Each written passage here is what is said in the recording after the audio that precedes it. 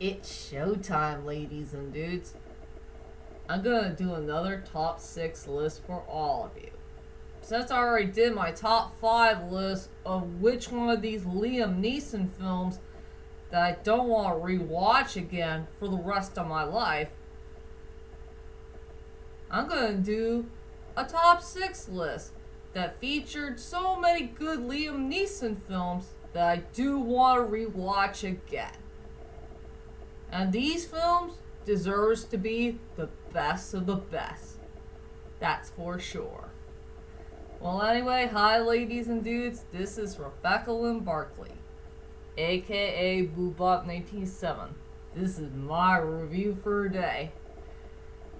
And I hope everybody's happy about this important list I got to do for today. So for today's list is the top 6 best Liam Neeson films that I do want to rewatch again. And there are so many great films to be found from one of the most underrated actors of all time. I mean, so many great films to be found. Something that makes me happy. He has full-fledged supporting roles. I don't count the short ones, where he had a small role in it. And I also fell in love with him doing films that feature documentaries. So yep, there's too many great films to be found. But tell you the truth is, I only picked 6. 6 best Liam Neeson films that I do want to rewatch again. So, let's not waste any further. So without further ado, ladies and dudes, here are my top 6 best Liam Neeson films that I do want to rewatch again. And yes, I only have 3 out of 4 with me for honorable mentions. Coming really soon, I gotta rewatch the extended cut edition of Taken 2. At least Taken 2 is way more of a rewatchable sequel than Taken 3. That's for sure. But it's the theatrical one, since I rewatch the theatrical one all the time. But I think I really do want to rewatch the extended cut edition whenever I could see it again. I got Non-Stop, that featured that director that's so darn hard to pronounce his name. And I did remember that Liam Neeson's gonna work with that same director again for the 5th time. But still no sign of the news about it. I was waiting for the news about Liam Neeson, going back and work with the same director again for the 5th time. But I really love Non-Stop. It's a very well done, fast-paced movie. That's for sure. And the only time I have a supporting role is Amongst the Calls. Who doesn't love the great and mighty Liam Neeson playing a very cool-looking monster? Who's not here to hurt anybody. He's here to help a boy to try to take care of this very important pain that he's having for a long time. And sadly, my last honorable mention is the one I really don't have, is the documentary of Conquest of Everest, or The Wildest Dream Conquest of Everest. I really love that documentary very much, and the great and mighty Liam Neeson really did a good job of narrating the story about George Mallory and his adventures in Mount Everest. And also that sad, terrible fate. When George Mallory was going to Mount Everest. Well, I can't spoil it for all of you if you guys have or haven't seen that documentary. That end up in a sad note, if you know what I mean. So those were my honorable mentions for some other Liam Neeson films that I did not put on the list. So let's get this started. Coming at number 6 goes to Darkman.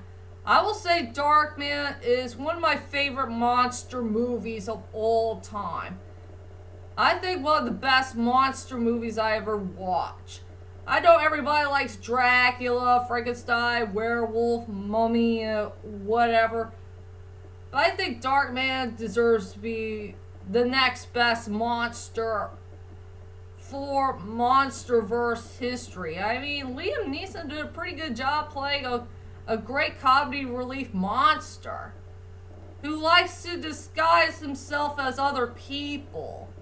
And yes, it did have a tragic ending. Something that did end up on a sad note. And it does suck that the old great mind Liam Neeson did not come back and reprise his role for the sequels. It's a sad shame, though. But I think I do have a twisting idea of how to find a way to get Darkman back and find a way to get Liam Neeson to come back and reprise his role. Oh yeah, I have a good idea for it, but I gotta keep it a secret. That's for sure. So yeah, that deserves to be at number 6. Coming at number 5 has to go to The Commuter. I will say, out of all the Liam Neeson films I did watch that featured him and that director dude that's so darn hard to pronounce his name, I will say Commuter is truly the most watchable film I have ever seen in my whole entire life.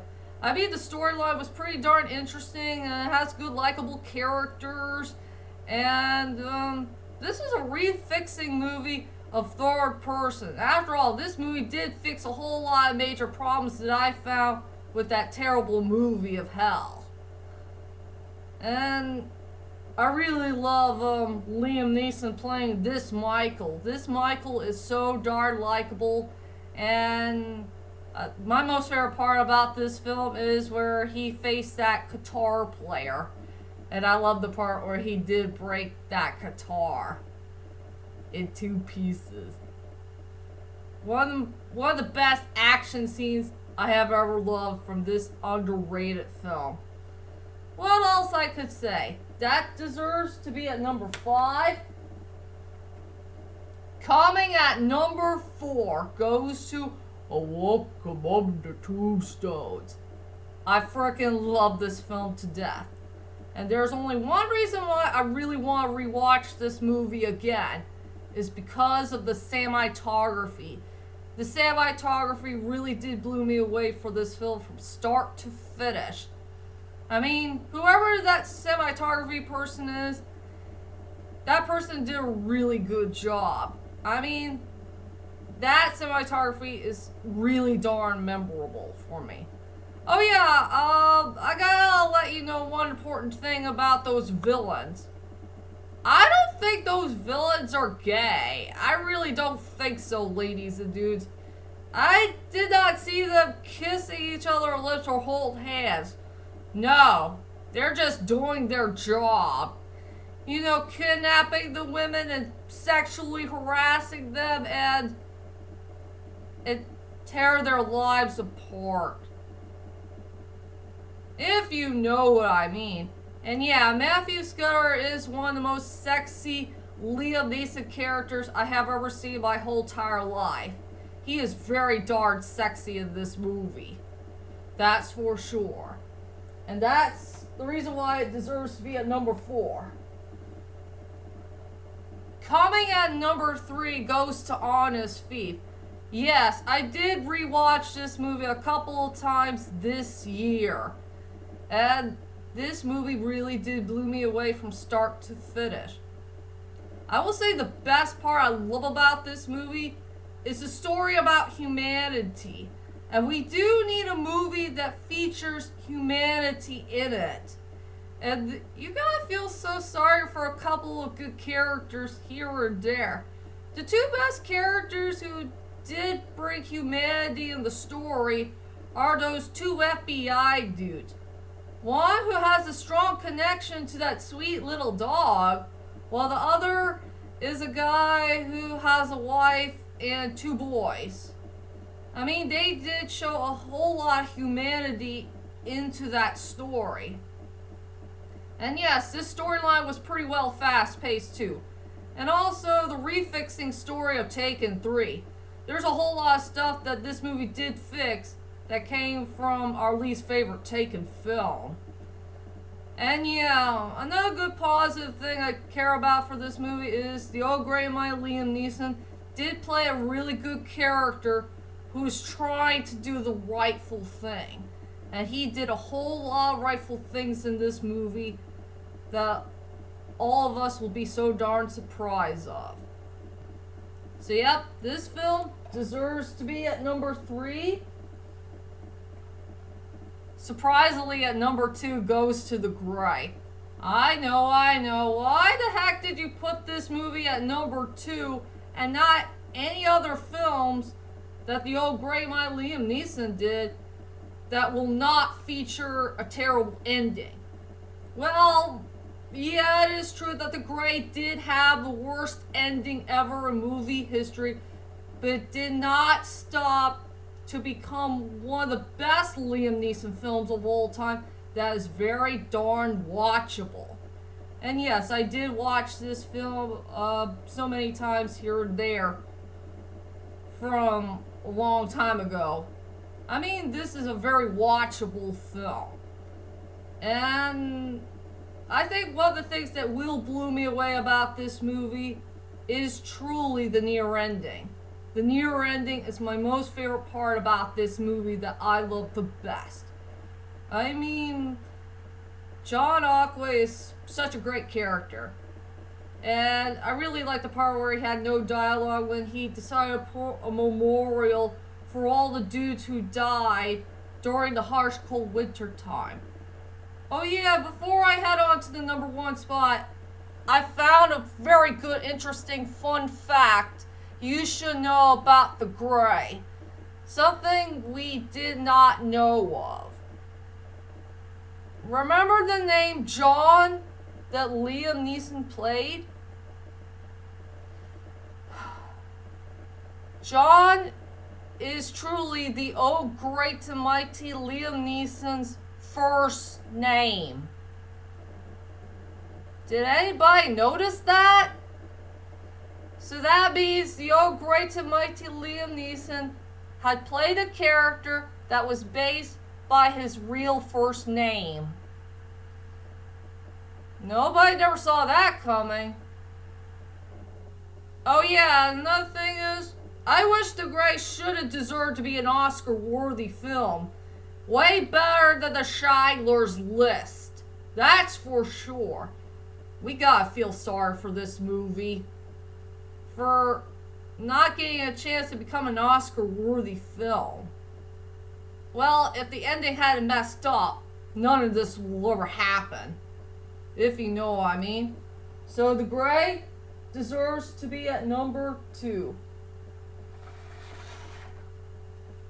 And finally, my number 1 best Liam Neeson movie that I do want to rewatch again for so many times will always be Taken, the first one. This movie is truly a legend and the best Liam Neeson movie of all time. And I guess you want to know why. What's the reason why you want to rewatch this movie again? Is it because of the action, the phone scene, or the part where Brian Mills cares about his daughter and tries to find her as soon as he can during the 96-hour time? Well, there is something I forgot to mention for my 10th anniversary of my Taken movie review. You know, the best part I love about this character the best. The old great and my Liam Neeson had played one of the most sexiest characters of all time.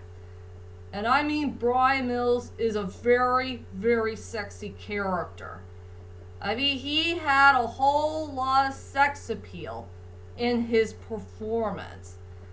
And also his clothing design.